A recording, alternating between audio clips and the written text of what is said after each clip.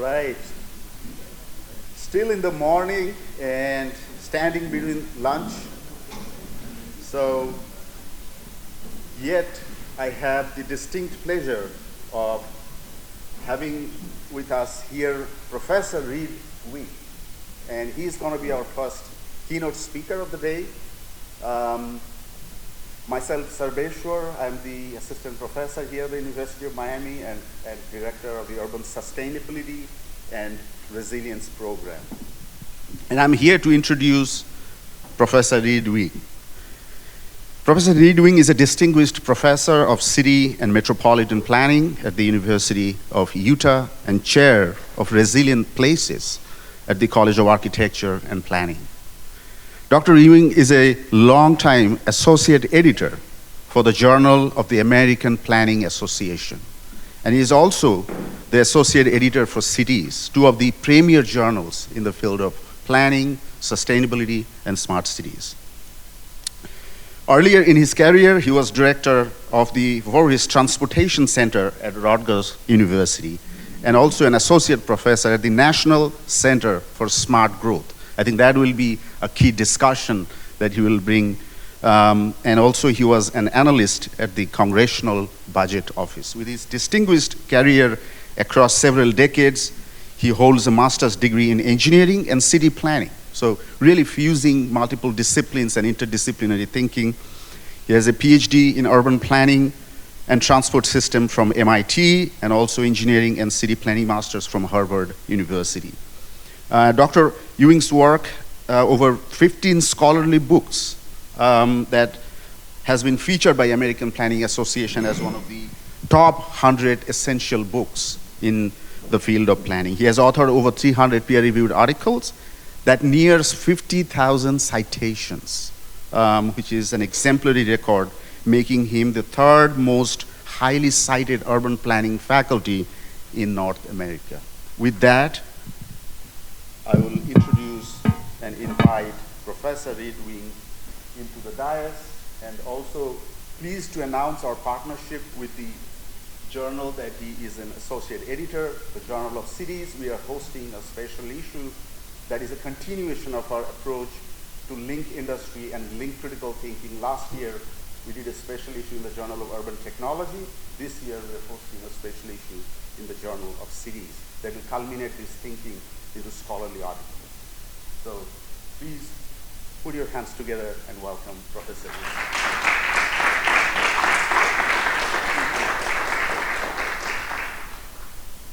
Thank you. Thanks very much for the invitation. I am not here as an expert on smart cities.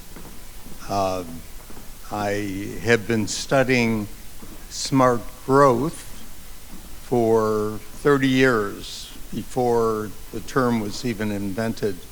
And that's the perspective I'm bringing to my talk, smart growth and how it relates to smart cities. Two very different things. So what I do when I've got an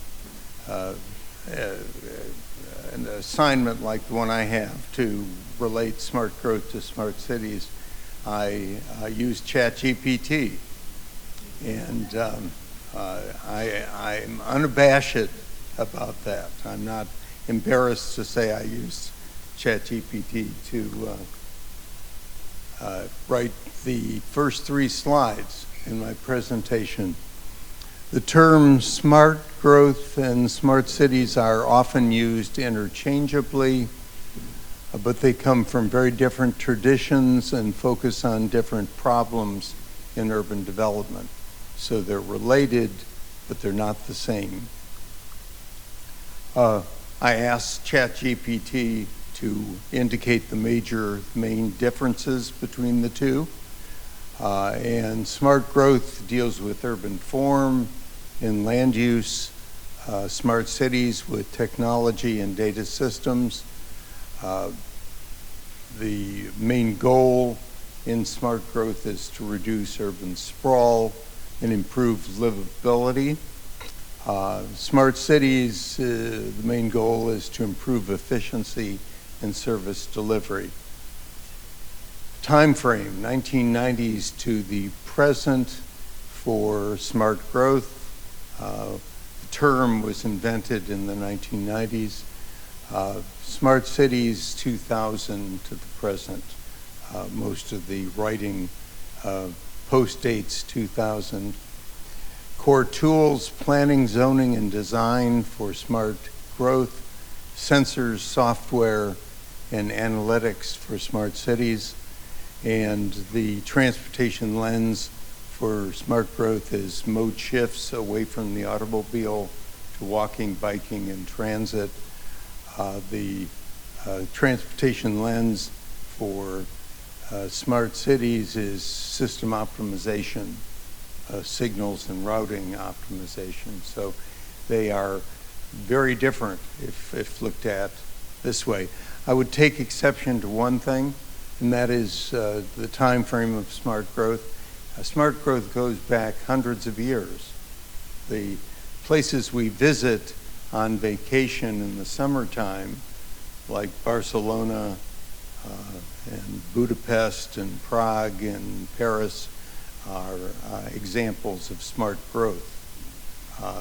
And we pay a lot of money to visit those places because we consider them particularly livable and walkable and bikeable. So the technology of smart growth is actually old. It dates from a time when the automobile was not the king when it came to modes of transportation. In practice, the two approaches, smart growth and smart cities, are complementary. I'm still quoting ChatGPT. A smart growth city might design a dense transit-oriented corridor. That would be smart growth. And then the smart city approach would then optimize with real-time transit data, adaptive signal control, and smart parking management. Most effective cities today combine the two, smart growth and smart cities. So what you're going to hear a lot about is smart growth, but remember that it does have a relationship to smart cities. So the debate over smart growth began in 1997 when Peter Gordon and Harry Richardson wrote a paper for the Journal of the American Planning Association called "Are Compact Cities a Desirable Planning Goal?" And their answer was no, they're not. Smart compact cities, which is in essence smart growth. As compact cities equals smart growth. They said no, it's not a desirable planning goal.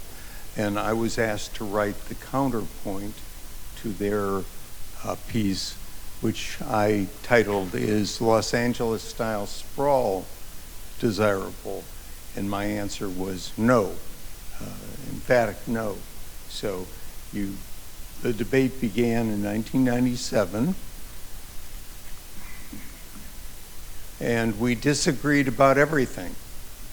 Gordon Richardson and I disagreed on exactly what constitutes compact development versus sprawl, what the causes of sprawl are or were, what the cost and benefits of sprawl, and the emphasis is on the cost of sprawl, are, and what the cures for sprawl to create compact cities and regions are. We had different cures, as you'll see in just a second.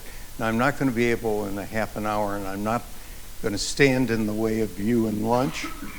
I'll be done in a half hour, but I'm going to be able to cover the characteristics of sprawl versus compact cities, costs and benefits, and cures.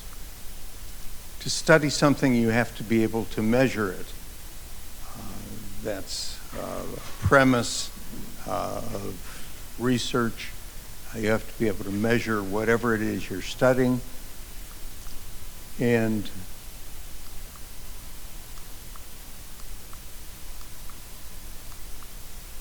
So in the early 2000s, we began to measure sprawl versus compact cities. And we agreed at that time, some of the early work focused on density. Compact was dense, equated to dense. Sprawling was low density. By 2002, when we wrote our first report on the subject, everyone just about agreed that sprawl is more than low density. And I'll tell you what else it entails. And that compact is more than high density. I'll tell you what it entails. 2002, we put out this report through Smart Growth America, where we measured sprawl and its impacts, and we measured sprawl in 4 dimensions in compactness. So it's a continuum, compact on one end of the continuum, sprawl on the other. So we measured it, compactness and sprawl, in terms of density, segregation or integration of land uses, what's called now mixed use, lack of strong centers. Sprawling areas don't have strong downtowns and town centers. Compact places do, and I'll give you examples of that. And sparse street network, a street network of branching streets with cul-de-sacs and curvy streets and three-way intersections have less connectivity than a more grid-like street network. So those were the 4 dimensions in which we measured sprawl versus compactness.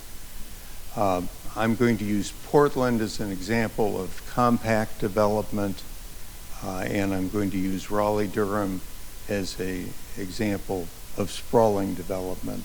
And you can tell even from these satellite images how different they are. The compact development of Portland, the grayish color is development, the greenish color is farmland and open space, and how different they are. Even at this scale, we'll be going into greater detail, but even at this scale, compact development looks compact, and sprawling development looks sprawling. Portland, in terms of density, the first dimension of sprawl versus compactness, Portland has a density measure of 101. 100 is the mean for all of the metropolitan areas we looked at. Raleigh has a density measure of 76, which is way below the mean of 100. So the mean is 100 for all of these, and above 100 means compact, and below 100 means sprawling. Mix factor, that's the degree to which land uses are mixed. Shopping is near homes, near offices, near civic institutions, and so on. Portland, a little more mixed than average. Raleigh, way less mixed. There's much less mixed use development. What you have are subdivisions over here, you have shopping over here, you have office parks over here, and not a good mix of land uses. Centers. Centering is super important. It's the really the essence of regional planning now is to have polycentric development, multiple centers connected by high quality transit. Portland has downtown Portland. It's got 8 town centers. It's got any number, hundreds of, 8 regional centers, 31 town centers, and any number of neighborhood centers. Raleigh does not. It's Raleigh, it's Durham, it's Chapel Hill, and that's it. Street factor, Portland 128, well above average of 100, and Raleigh 81. And what difference does this make? Well, a huge difference if you are looking at this through the lens of climate change. VMT per capita, for every mile you drive in a gas-powered vehicle, you produce about a pound of CO2. One vehicle mile, 1 pound of CO2. Raleigh per capita produces 31 vehicle miles per day. Portland 23.6.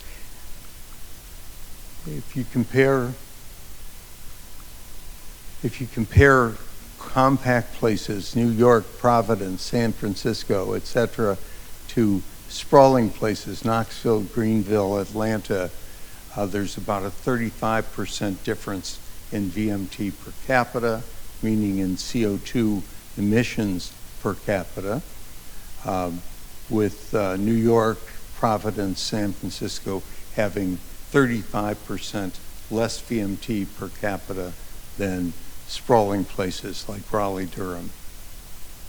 That's huge. And it's not because of income. The income is actually higher for the compact places than the sprawling places. It's the built environment.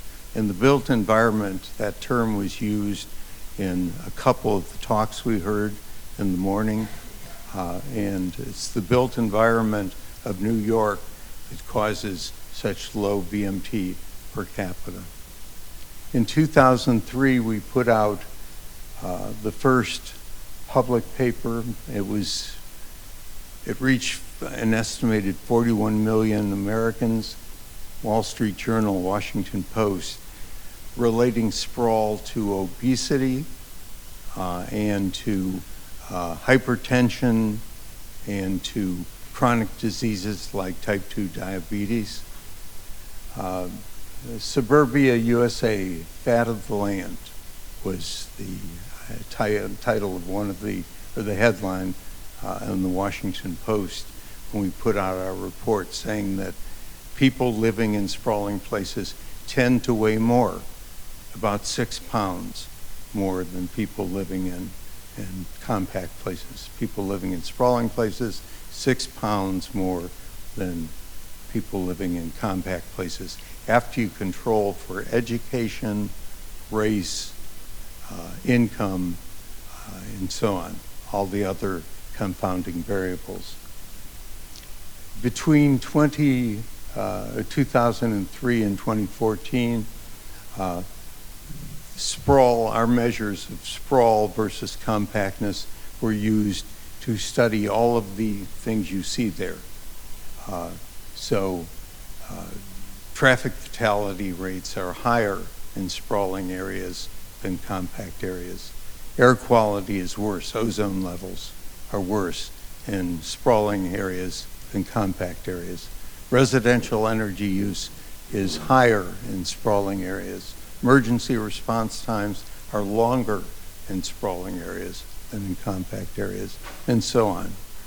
2014, we put out an updated sprawl/compactness measure and got a ton of press again because sprawl hadn't been measured before and compactness hadn't been measured before 2003, and we were relating it to all sorts of bad things. Sprawl creating very low, for example, walk to work per shares, modal shares, very low transit to work, mode shares, very long drive times to work.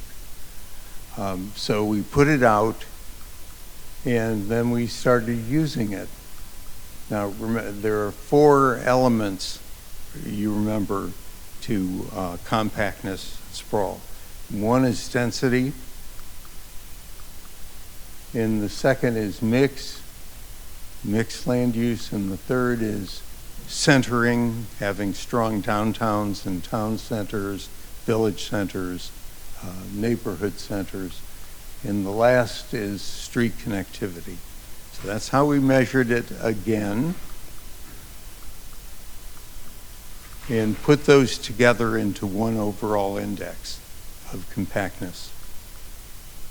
And if you look at this plot of sprawl versus compactness for metropolitan areas, you can see that the southeast is the most sprawling region of the country. The lighter, the more sprawling; the darker, the more compact.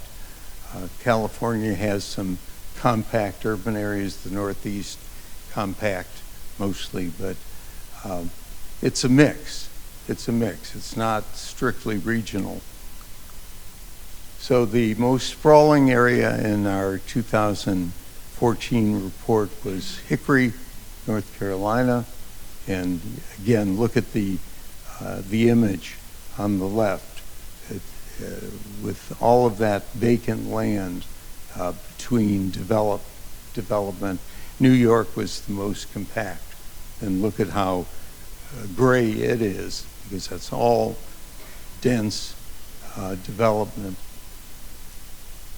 So we measured mode shares using our index. We measured, again, obesity and physical activity using our index. We measured motor vehicle crashes and fatalities using our index. We measured housing plus transportation costs. Housing costs are higher in compact areas, but transportation costs are lower because you have shorter drives and you have alternatives to the automobile. Upward mobility, we found that people moving from the bottom of the income ladder to the top of the income ladder by age 30 was higher in compact areas than sprawling areas because of job accessibility. Life expectancy was higher in compact areas by about 4 years than sprawling areas. Innovation, measured in terms of patents, was higher in compact areas, and food deserts were less common. Food desert is an area without fresh foods, fresh fruits and vegetables. No supermarket is called a food desert, and food deserts are less common in compact areas than they are in sprawling areas.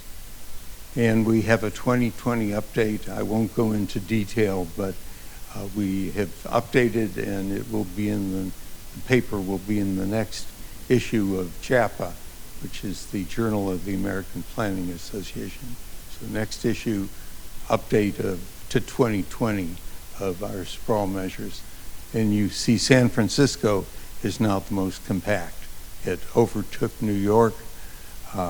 Most sprawling, Riverside, San Bernardino, and Atlanta are the most sprawling in our 2020 index.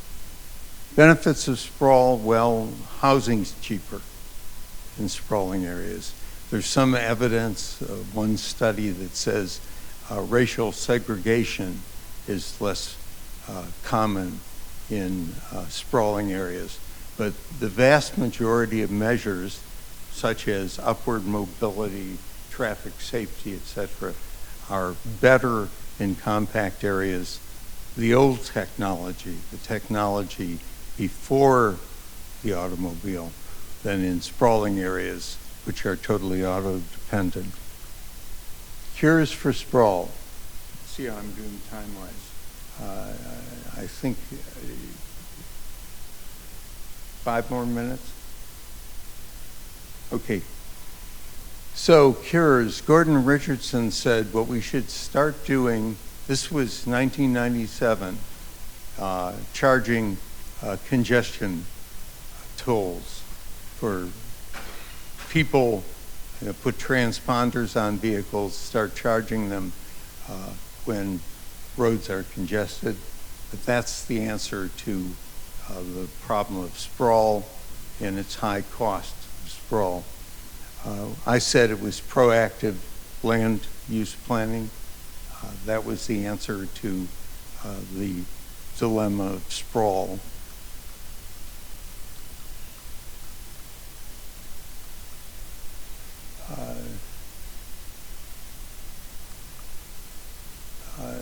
My answer to Gordon and Richardson was, yes, congestion tolls are great. Try implementing them and see what sort of political pushback you get. We finally have them. Anyone know where? New York is the first. This is, when I was a student, which is a long, long time ago, we were talking about congestion tolls and what a good thing it would be, and we finally have one example. But we have land use, progressive land use planning all over the place. Salt Lake City, which you don't think of as probably a very progressive place, it actually is. We have transit station area zoning, for example, mixed-use zoning, form-based codes, etc. So Gordon Richardson said, and economists say, get the prices right. Planners say, get the land uses right. The best transportation plan is a good land use plan. I'm going to refer you to two articles, and I won't go into detail, but the first one appeared in the Journal of the Planning Literature in 2022. It's called Growth Management Effectiveness, a review of the literature. And we looked at all sorts of ways you can get compact development in a practical sense. You can do it by upzoning land. That's one possibility. You can do it by transferring development rights from rural areas to urban areas. You can get it through tax increment financing. You can get it through purchase of development rights in farming areas, and so on. So we reviewed the evidence. There are lots and lots of tools available to create compact development and discourage sprawl. Policy tools, these are all used in Portland. I'm coming back to Portland because it's the best example we have of a place that would have ended up like Atlanta, but for the fact they used planning policies to develop compactly.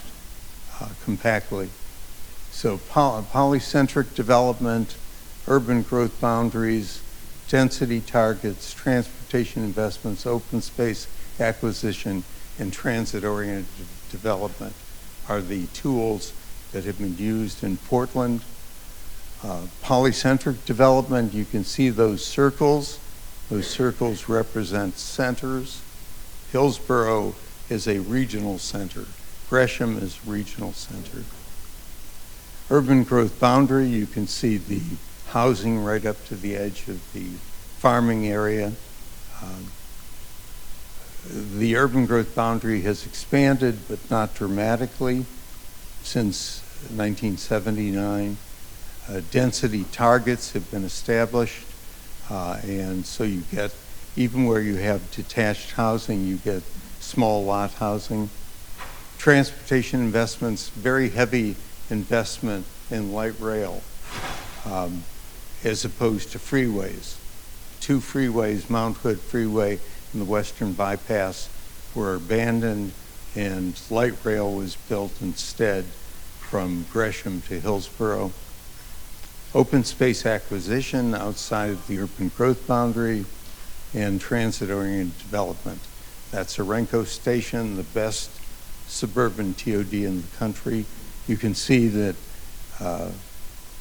mid-rise mixed-use buildings are right next to the rail station in Zone 1. Zone 2, multifamily housing. Zone 3, single-family, further from the rail station. And so the one last slide is another open access article called Regional Policies, Practices, Tools, and Strategies to Implement Polycentric Development, Comparative Case Studies of Portland, Seattle, and Denver. That's available online, free of charge. So if you want to know what Denver is doing, want to know what Seattle's doing, you now kind of know what Portland is doing. Just check this article out.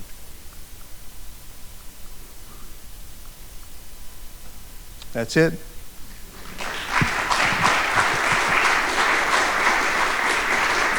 Half hour.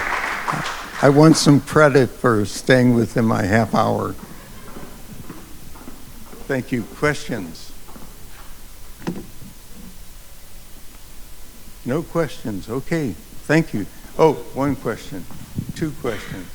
Well, first of all, for years I've actually been referring to your material for my presentations, but I haven't lived in the U.S. since last century, so it's been mostly Well, thank you. internationally. What can we do? There are a number of cities in the United States, notably in the Midwest, not places like Florida, but that have depopulated significantly. Cities that may have 1/3 of the population that they had 50, 60, 70 years ago. Would it not be very effective to repopulate those areas in an efficient way, assuming even the densities they had 50, 70 years ago, maybe to grow counties, if that is politically acceptable in those locations, often it isn't, but what are your thoughts about repopulating cities, whether it's Detroit or Cleveland or St. Louis, these cities that have really lost the bulk of their urban population, but have really fine urban fabrics in the past? Yeah. Well, to repopulate cities, I think is it's a huge challenge. I agree with that, but I think the tools are still applicable. Upzoning, tax increment financing in redeveloping areas, density shifts from the suburbs to the city through transfer of development rights. All those same tools, I think, apply to repopulating cities that have lost population. And I can't think of any reason why they wouldn't apply. So in the one article, the one on growth management effectiveness, we go into great detail. And for example, impact fees. You can have impact fees that are high in the suburbs and low in the city because the infrastructure is already there. So if you're charging impact fees and you charge a lot more in the suburbs, that will tend to divert growth to city neighborhoods where the infrastructure already exists. So I'd say use the same tools, but use them differently. But thanks for using my stuff.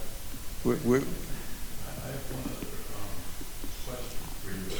I've noticed in my research that it's often the college towns in the States and the United States, like, so for example, in Virginia, it's not McLean where the richest people live, it's actually Charlottesville. Or in Illinois, it's not the north side of Chicago, it's actually Champaign Urbana. Any thoughts about that?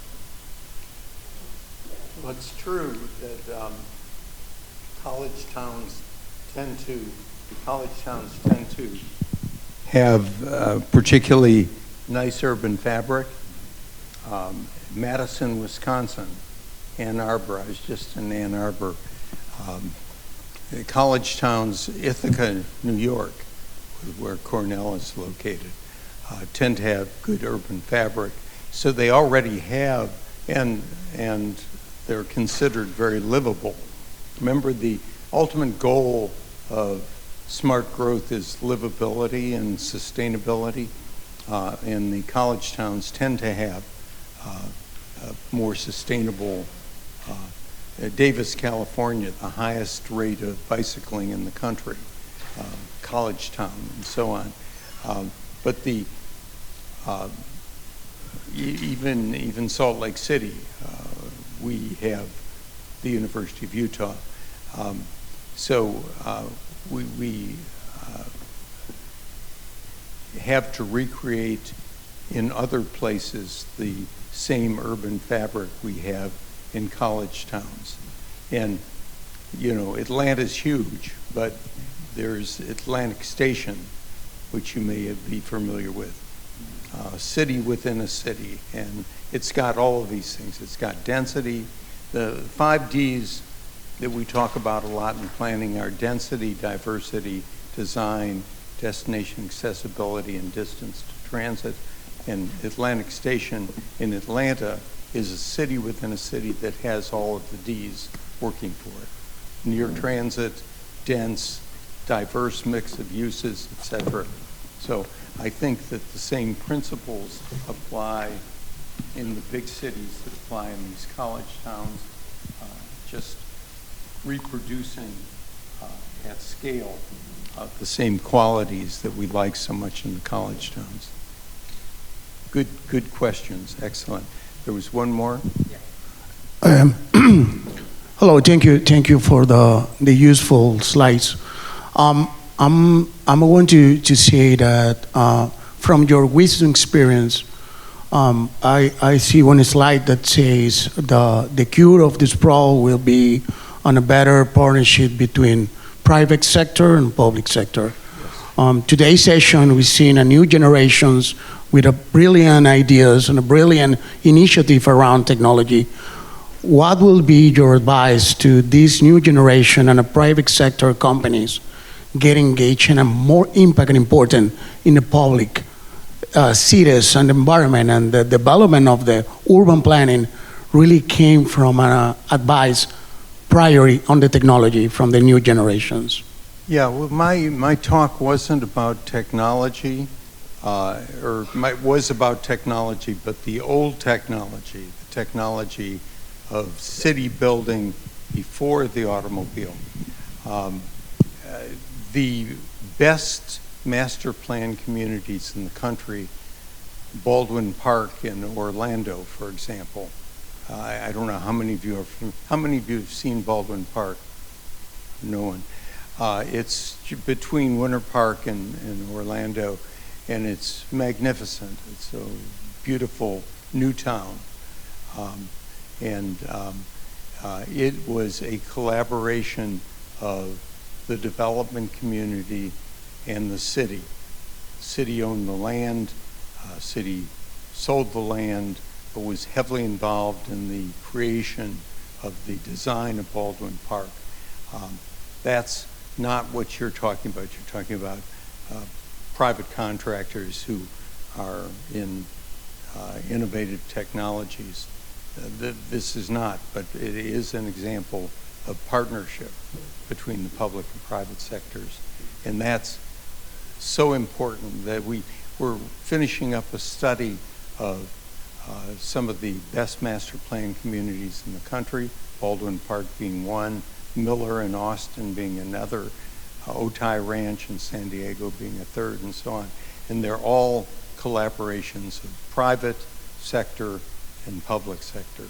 So that was on a slide. I didn't mention it, but maybe you saw the slide, and that I totally agree with you. Collaboration between public and private is the key to really, really good development. So thank you so much.